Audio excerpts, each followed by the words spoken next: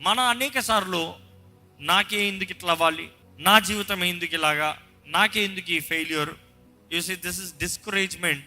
ప్రశ్న అనేక సార్లు అపవాది పుట్టిస్తూ ఉంటాడండి. నీ పరిస్థితి ఇంతే, నీ జీవితం ఇంతే, నీ గతి ఇంతే, నువ్వు ఇంతే. ఎలాంటి తలంపులు ఎవరికైనా కలుగుతున్నాయా?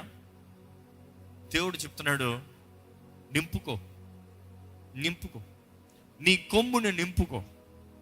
దేవుని వాక్యంలో ఆ రీతికి జరిగిన వ్యక్తి ఉన్నాడా అన్నదప్పుడు ఒక గొప్ప వ్యక్తి ఉన్నాడండి, చాలా గొప్ప వ్యక్తి.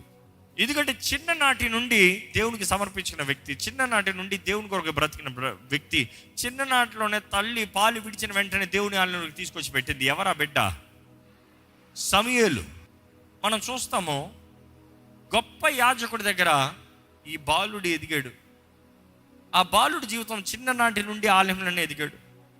గొప్ప ప్రవక్తగా మారాడు, గొప్ప వ్యక్తిగా మారాడు, యాజకుడిగా మారాడు. And here is the greatest man who had authority అన్నప్పుడు ఈయన ఉంటాడు. ఎందుకంటే ఆయన నోటి నుండి వచ్చే ఒక్క మాట కూడా వ్యర్థంగా ఒక్క మాట కూడా పోలేదంట. తన జీవిత కాలంలో తన పలికిన ప్రతి మాట had power. What a life! అంత గొప్ప వ్యక్తి సమూయేలు. కానీ సమూయేలు జీవితాన్ని ఒక్కసారి చూస్తే ఆయన జీవితంలో కూడా బాధ అంటూ కలిగిందా, వేదనంటూ కలిగిందా, ఏడవలసిన అవసరం వచ్చిందా? ఒకరోజు 2 రోజులు ఏడుపు కాదు, కాలాలు, seasons he had to cry. Why such a man of God, అంత గొప్ప దైవజనుడైన సమూయేలు ఏడవలసిన అవసరం ఏంటి? ఈరోజు మనం కూడా కొన్ని విషయాలు ఏడుస్తూ మనకు అర్థం కాదండి, వాట్ ఈస్ గోయింగ్ రాంగ్. సమూయేలు 3 సార్లు లేకపోతే 3 అభిషేకించినట్లుగా కనబడుతుంది, 3 ఫెయిల్ అయినట్టుగా కనబడుతుంది. అంటే ఆయన అభిషేకించిన విధానం తప్ప ఆయనలో అధికారం లేదా, లేకపోతే దేవుని చిత్తం కాకుండా అభిషేకించాడా? నో. దేవుని నియమం ప్రకారమే, వాక్కు ప్రకారమే, దేవుని చిత్త ప్రకారమే అభిషేకించాడు. బట్ అభిషేకించబడిన వ్యక్తులు ఫెయిల్ అయ్యారు. The anointed last. తప్పు ఎవరిది? సమూయేలుది కాదు. అభిషేకం పొందుకున్నట్టుగా జీవించకుండా అభిషేకాన్ని పాడు చేసుకునేవారు, పోగొట్టుకునేవారు తప్పు. ఈరోజు మీరేదో చేస్తారేమో మీ జీవితంలో, maybe you are doing something in your life that you need to receive the blessing. కానీ మీరు చేసే పనికి, ఎవరో చేసిన పొరపాటు, ఎవరో చేసే కార్యాన్ని బట్టి మీరు బాధపడుతున్నారేమో. అయ్యో నా పని ఇట్లా అయిపోయింది, నేను చేసింది ఇట్లా అయిపోయింది. దేవుడు మిమ్మల్ని ఎక్కడగడు. మీ పని అంతా దేవుడు చెప్పింది చెయ్యాలి, చేయమన్న రీతిగా చేయాలి, హృదయ శుద్ధిని కాపాడుకోవాలి. ఈరోజు lot of people are stuck in life thinking it is a failure. నా కుటుంబం ఫెయిల్యూర్, నా ఉద్యోగం ఫెయిల్యూర్, నా వ్యాపారం ఫెయిల్యూర్, నా చదువులు ఫెయిల్యూర్, నా కెరియరే ఫెయిల్యూర్. దేవుడు మాట్లాడుతున్నాడండి, యు బెటర్ గెట్ రెడీ. నువ్వు సిద్ధపడాలి. దేనికి? నీ కొమ్ముని తైలంతో నింపుకోవాలి. కొమ్ముని తైలంతో నింపుకోవాలి. దేవుడు సమూయేలుతో ఈ మాట చెప్తాను ముందు. మొదట ఏం జరిగిందో కొంచెం రివైండ్ చేద్దామండి. 1 సమూయేలు గ్రంథము 8వ అధ్యాయము 1వ వచనం. సమూయేలు వృద్ధుడైనప్పుడు, సమూయేలు వృద్ధుడైనప్పుడు తన కుమారులను ఇశ్రాయేలు మీద న్యాయాధిపతులుగా నియమించెను. అంటే ఆయనకి పెళ్ళి అయింది. ఆయనకి ఎంతమంది ఉన్నారు పిల్లలు? 2. అతని జ్యేష్ఠ కుమారుని పేరు యోవేలు, రెండవ వాని పేరు అబీయా. యోవేలు, అబీయా 2 పిల్లలు ఉన్నారు. వారిద్దరిని ఏమని నియమించాడంట? న్యాయాధిపతులు. ఇంగ్లీష్ బైబిల్లో చూస్తే యాజ్ పర్ ద ట్రెడిషన్, న్యాయాధిపతులు. తండ్రి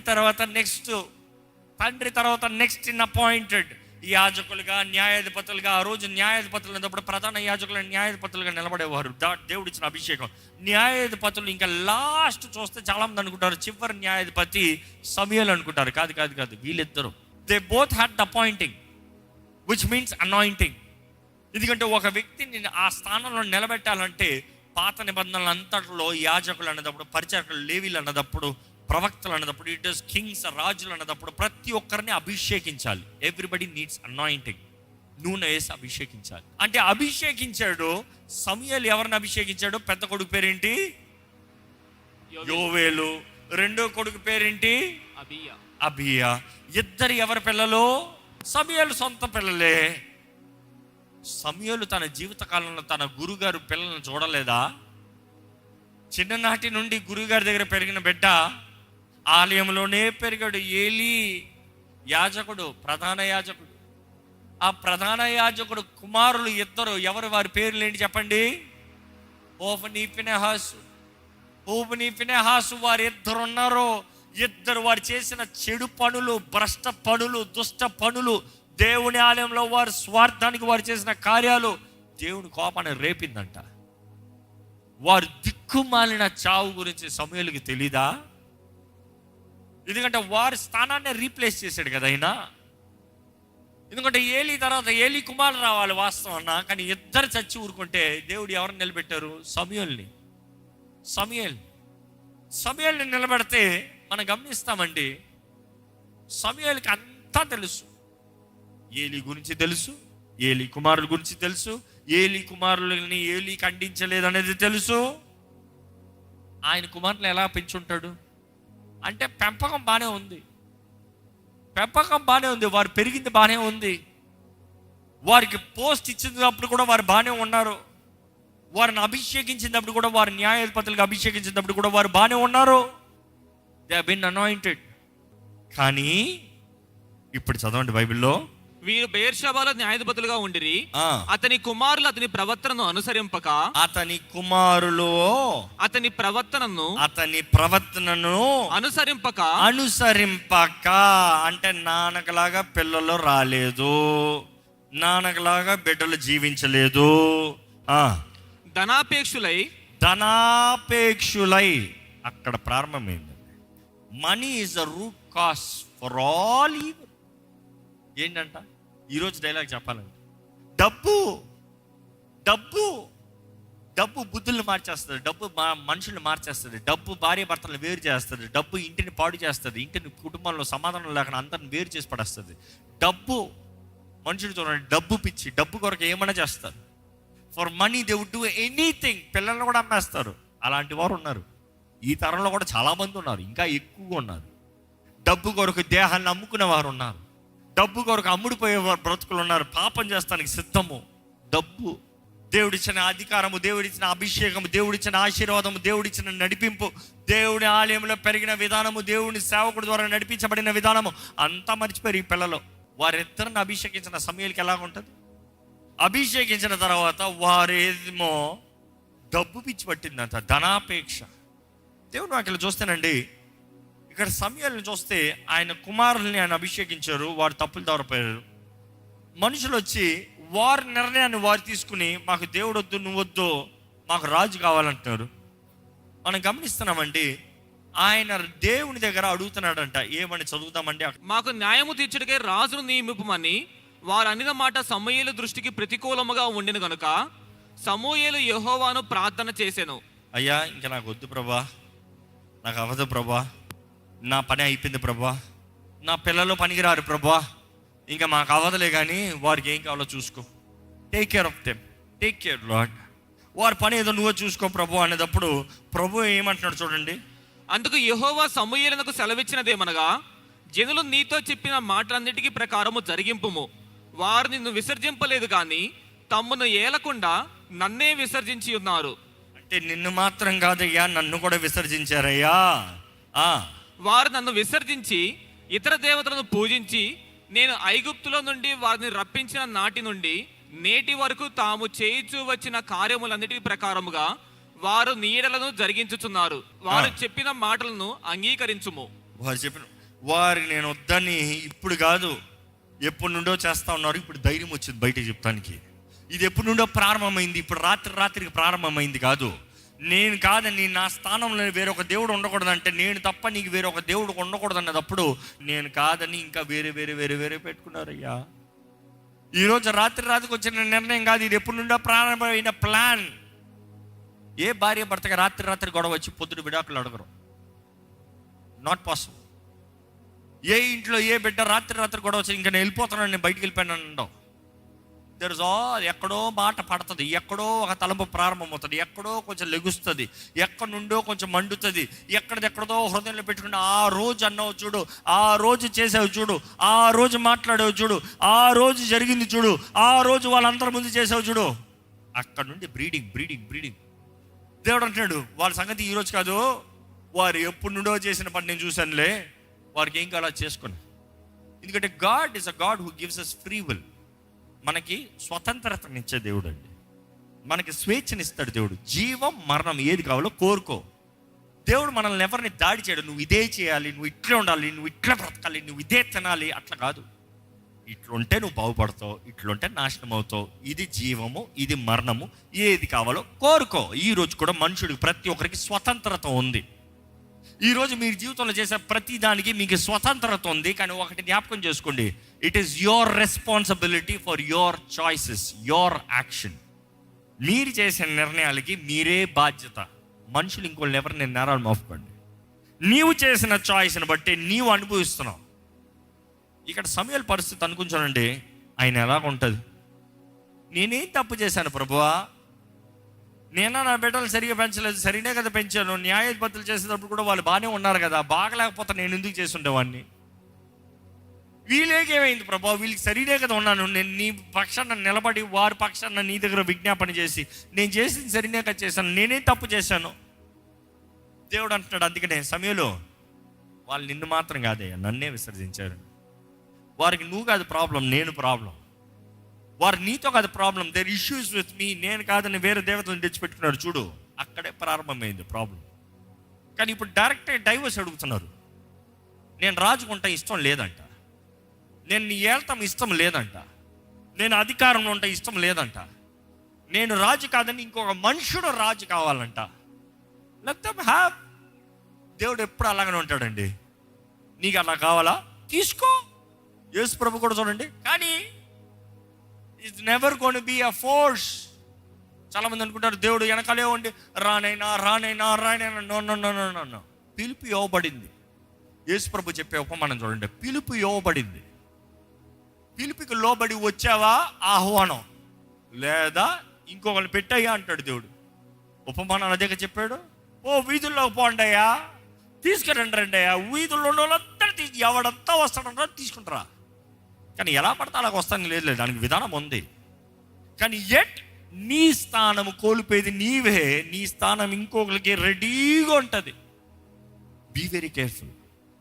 మనం చూస్తామండి సమయంలో ఆయన బాధలో దేవుడు అంటున్నాడు, బాధపడద్దు, నేనున్నాను అనుకుంటాడండి. అప్పటికి ఇద్దరిని అభిషేకించాడు, తన ఇద్దరు బిడ్డల్ని న్యాయాధిపతులుగా. ఫెయిల్.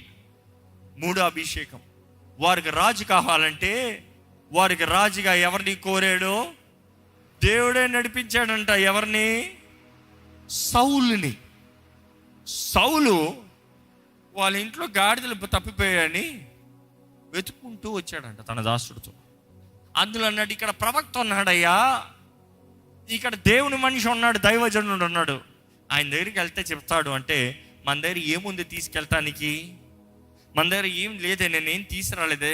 ప్రవక్త దగ్గర వెళ్తానికి ఒట్టి చేతుల్లో వెళ్ళకూడదు కదా, ప్రవక్త దగ్గరికి ఖాళీ చేతులతో వెళ్ళకూడదు కదా.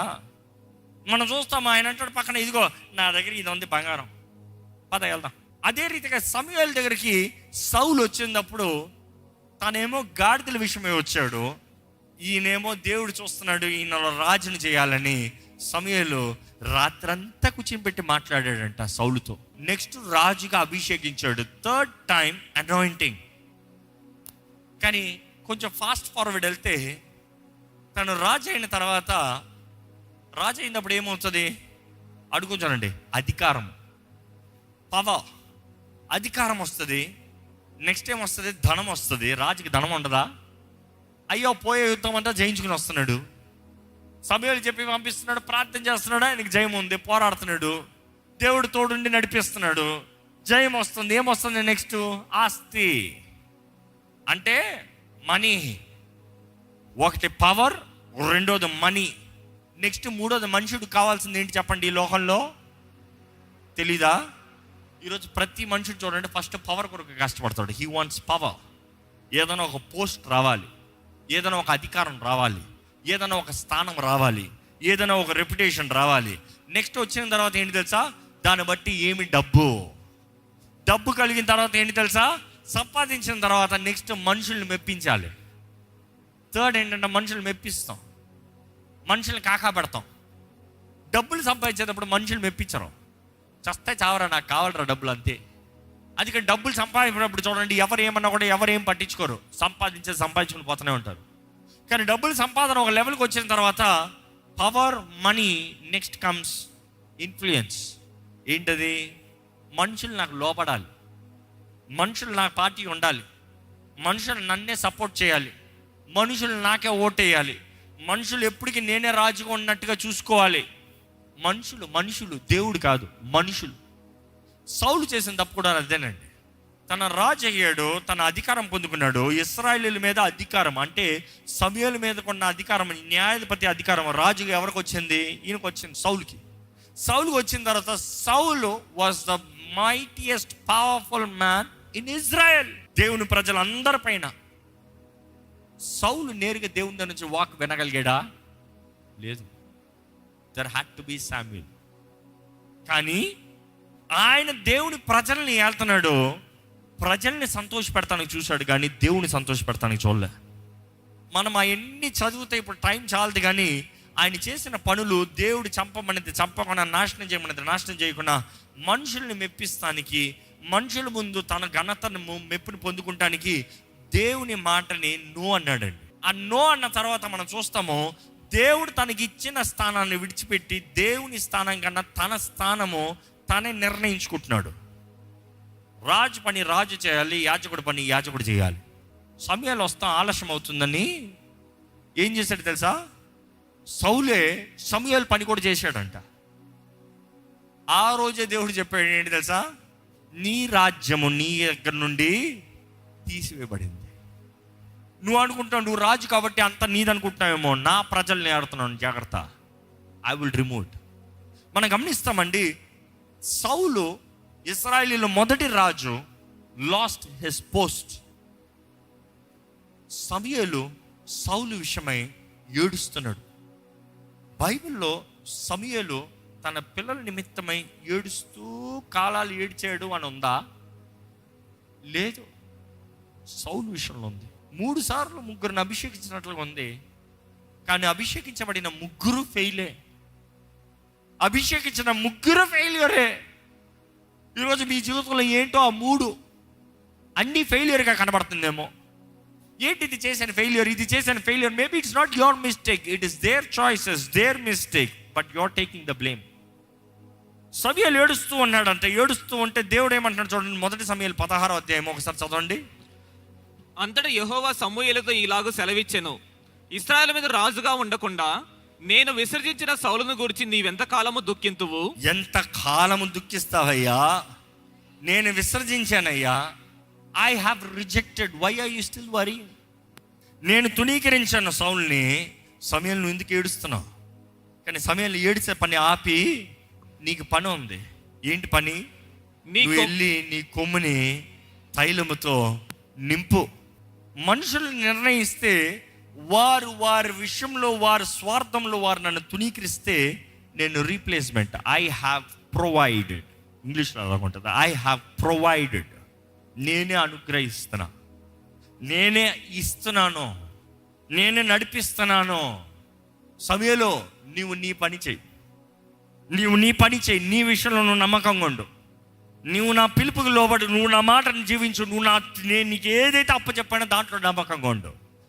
3 times 3 failures are not your failure. 3 times or 1 time whatever failure ఇక్కడ ఉన్నవారు మీరు, that is not the final. మీ తప్పు ఉంటే మీరు సరిదిద్దుకోండి. మీ తప్పు కాకపోతే అది మీ బాధ్యత కాదు. మీ తండ్రులు చేసే తప్పు మీ తప్పు కాదు, మీ తల్లులు చేసే తప్పు మీ తప్పు కాదు. మీరు తప్పు చేస్తే మీది తప్పు. మీ తండ్రుల తప్పు, మీ తల్లుల తప్పు మీ మీద రాకుండా అంటే యేసు చేతులకు సమర్పించుకుని ఆయన రక్తంలో కడగబడి, if you declare, confess Jesus Christ as Lord over your life and renounce the past, ప్రతి అపవాది కార్యాలను లయపరిచినట్లుగా నీవు ప్రకటించగలిగితే, కొట్టివేయగలిగితే, నీ మీద రాదు. క్రీస్తు యేసునందున్న వారికి ఏ శిక్షా విధియో లేదు. నీవు దేవుడి రక్తంలో ముద్రించబడాలి. అడగండి తల నుంచి, ప్రభా నన్ను అభిషేకించయ్యా, నన్ను అభిషేకించి ప్రభా. ఈరోజు ప్రాణం పెట్టిన ప్రియుడైన యేసు ప్రభు ఉన్నాడండి. ఇదిగో మీకు శుభవర్తమానము. ఏంటి ఆ వర్తమానం? ఇమ్మానుయేలు, రక్షకుడు మీ కొరకు జన్మించాడు.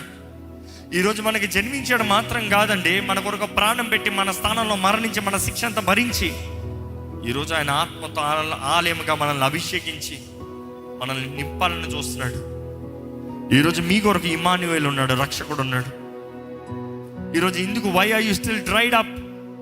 యేసు ప్రభు చెప్పాడు కదా, నా నీరు త్రాగు వారు దప్పిక కొనరు, జీవ జల ఓటలు వారి నుండి ప్రవహిస్తాయి అన్నాడు కదా. అడగండి ప్రభా, నాలో ఆనందం దయచేయ. Bible talks about unspeakable joy. Bible mentions the word unspeakable joy. Ask God, give me unspeakable joy Lord. Give me fresh anointing. ప్రతి దినము నూతన అభిషేకం నా పైన దయచి. Give me fresh anointing. దావీదు జీవితంలో దావీదు 3 సార్లు అభిషేకించబడవలసిన అవసరం వచ్చింది. How many times are you anointed? How many purposes are you anointed for? ఏంటి మీ జీవితంలో అభిషేకం ఏంటి? తండ్రిగా అభిషేకం ఉందా? తల్లిగా అభిషేకం ఉందా? భర్తగా అభిషేకం ఉందా? భార్యగా అభిషేకం ఉందా? బిడ్డగా అభిషేకం ఉందా? కుమార్తెగా అభిషేకం ఉందా? పరీక్షించుకోండి. What is your anointing standing for? ఎవరితో పోరాడుతున్నారు? పోరాడాల్సిన వారిని పోరాడకుండా ప్రేమించవలసిన వారిని పోరాడుతున్నారా? సమాధానం లేదంటే మీ జీవితంలో మనుషులు చేసిన కార్యాలను బట్టి మీకు బాధ కలుగుతుందంటే so be it. That is the reality. దేవుడు అన్యాయం చేయడండి. దేవుడు అన్యాయం చేయడు. దేవుడు సమస్తము సమకూర్చి జరిగిస్తాడంట. ఆయన ప్రేమించే వారికి ఆయన సమస్తము సమకూర్చి జరిగిస్తాడంట. చెప్పండి, యేసయ్యా నన్ను నింపయ్యా, నీ పరిశుద్ధాత్మతో నన్ను నింపయ్యా, నీ ఆత్మ అభిషేకము నాకు దయచేయ్యా, నన్ను అభిషేకించేసేయ్యా. అడగండి, మనస్ఫూర్తిగా అడగండి. ఈరోజు అభిషేక్తుడు ఆయనేనండి. పరిశుద్ధాత్మతో అగ్నితో బాప్తిసం ఇచ్చే దేవుడు ఆయనే. దేవా నన్ను అభిషేకించు, నన్ను అభిషేకించు. అడగండి, దేవుని చేతిలో సమర్పించుకుంటున్న మన ప్రాణ ప్రియుడైన యేసుని వేడుకోదామా? ఈరోజు ప్రభా ఇక్కడ ఉన్న ప్రతి ఒక్కరిని చూడు ప్రభా. ఖాళీ జీవితం, దుఃఖము జీవితము, చేయని తప్పుకి బాధపడే పరిస్థితి, కుటుంబంలో సమాధానము లేని జీవితం, వ్యాపారంలో లాభము లేని జీవితం, జీవితంలో నష్టముతో వేదనతో భారముతో బ్రతుకుతున్న వారిని చూడు ప్రభు. ఈరోజు నీ సన్నిధిలో ఉన్న వారిని ఒక్కసారి దర్శించమని వేడుకుంటున్నాను ప్రభు. నువ్వు నూతన అవకాశాలు ఇచ్చే దేవుడు. తగ్గించుకుని పశ్చాత్తాపడితే ఎవరినైనా తిరిగి లేపే దేవుడివి. దేవా ఇక్కడ ఉన్న వారి జీవితంలో నీవు కార్యం జరిగించమని వేడుకుంటానయ్యా. మాట్లాడయ్యా, మాట్లాడు ప్రభా. ప్రతి ఒక్కరిలో నీ కార్యం జరిగించి ప్రభా. వినగలిగిన చెవులు, గ్రహించుకోగలిగిన హృదయాన్ని దయచే ప్రభా. దేవా అల్పుల్ని హెచ్చించే దేవుడు, గర్విష్ఠులను తొక్కే దేవుడు. దేవా ఈరోజు మేము ఏమై ఉన్నాము? కేవలం నీ కృపేనయ్యా. నీ పిలుపు లేకపోతే, నీ కృప లేకపోతే, నీ దీవెన లేకపోతే we wouldn't be standing, Lord. ఇక్కడ ఉన్న ప్రతి ఒక్కరిని చూడు. గుండె పగిలిన స్థితిలో ఉన్న వారిని చూడు. జీవితంలో ఏం జరుగుతుందో అర్థం కాని పరిస్థితుల్లో ఉన్న వారిని చూడు. విడాకుల పరిస్థితులు ఉన్న వారిని చూడు. బిడ్డల సమస్యలు ఉన్న వారిని చూడు. ఎట్టి బాధలో, ఎట్టి వేదనలో, ఎట్టి పరిస్థితుల్లో ఎన్ని బిడ్డలు ఉన్నారు నువ్వు బాగుగా ఎరుగున్న దేవుడివే. ఎవరైతే ప్రభా నన్ను నింపు అని నీ వైపు అడుగుతున్నారో, నీ వైపు చూస్తున్నారు, వారందరినీ ఆత్మతో నింపమని వేడుకుంటున్నాను తండ్రి. నీ ప్రియ కుమారుడు రక్తం ద్వారా కడిగి నీ ఆలయముగా చేసి నీ ఆత్మ నివసించే జీవితాలుగా మా జీవితాలు చేయ.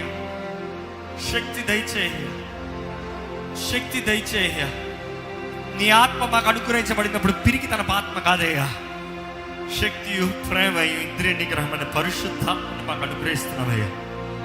అయ్యా మాలో కావాల్సిన ప్రేమ దయచే, మాలో కావాల్సిన తగ్గింపు దయచే, మాలో కావాల్సిన ఇంద్రియ నిగ్రహం దయచే. దేవా అల్పులైన మమ్మల్ని లేవనైతే దేవుడు హెచ్చించే దేవుడు. నమ్మకంగా ఉండాలి ప్రభావం. మేము అంతం వరకు నమ్మకంగా ఉండాలి దేవా. ఈరోజు మేము ఏమై ఉన్నాం నీ కృపను బట్టే. అదే పరిస్థితుల్లో నీ ఆలయంలో నలిగిన వారిని చూడు, విరిగిన వారిని చూడు, లైవ్ వీక్షిస్తున్న వారు ఉన్న పరిస్థితుల్లో బయట కూడా రాలేని పరిస్థితులు ఉన్న వారు వీక్షిస్తున్నారు. చూడు ప్రభా, ముట్టు ప్రభా, నువ్వు కార్యం చేస్తావయ్యా. We might have seen failure, but it's not the end, Lord. తప్పకుండా మరొక్కసారి మమ్మల్ని నింపగలిగిన దేవుడు, మా ద్వారంగా కార్యం జరిగించగలిగిన దేవుడు, మా ద్వారంగా నీ నామం మహిమ తీసుకొచ్చే దేవుడు. దేవా, ఇక్కడున్న ప్రతి ఒక్కరిలో నీ కార్యం జరిగించి, నీ తాకుదల, నీ స్వస్థత, నీ దీవెన, నీ ఆశీర్వాదం, నీ నడిపింపు, నీ కృప కనికరం ఇచ్చి నడిపించమని వేడుకుంటూ నజరేయుడైన యేసు నామములో అడిగి వేడుచున్నాం తండ్రి, ఆమేన్. దైవం నీవయ్యా.